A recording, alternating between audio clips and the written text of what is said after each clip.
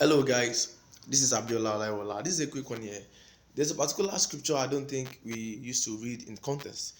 Most times we read it out of context, and it's in John chapter 4, verse 35, 36, 37. When Jesus Christ said, some people have sown that you should go into their labor and reap what they have sown. And people used to use it in out of context that I've even seen ministers of God pray that go and reap where you did not sow. Bro, if you are reaping where you did not sow, you are a thief. It's as simple as that. You are a thief.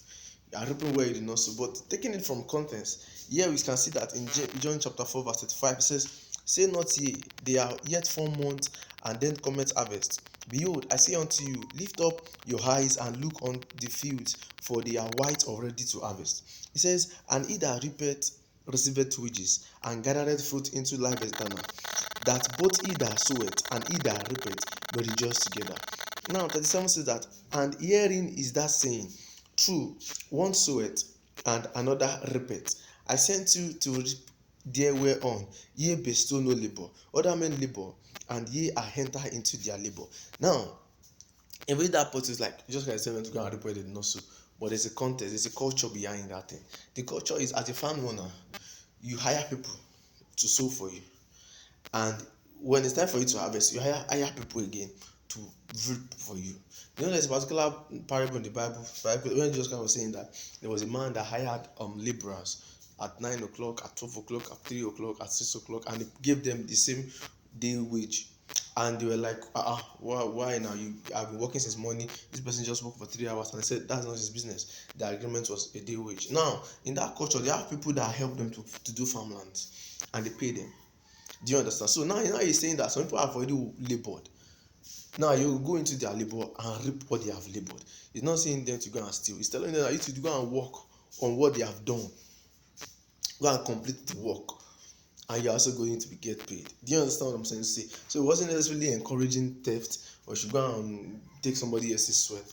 No, that's not how it works. Now, in the context, the Samaritan woman, Jesus Christ has preached to her, and she has the courage to go and call the Samaritans. Jesus Christ, looking at the Samaritans, knew, because he was God, and he knew that the Samaritans are coming. That's why he was telling this apostle that, look at it, harvest is near. And lo and behold, they came.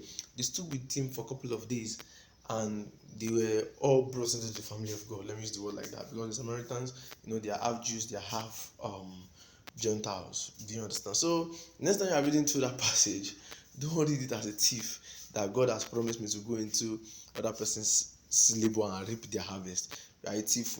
What God is saying is that some people have begun this work of salvation. You go and finish it. Do you understand? It's just the same thing as saying the laborers are few, the harvest is plenty, and the laborers are few. He's talking about humans.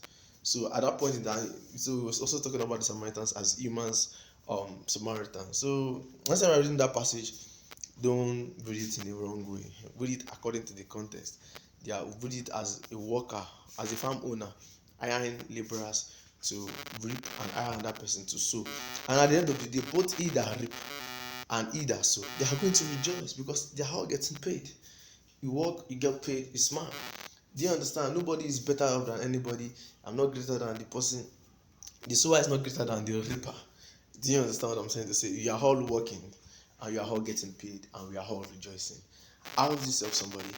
Abiola Olaiwola. I'll be bringing to you very many more um videos like this to explain biblical context. Thank you. Take care, and have a blessed day. Shalom.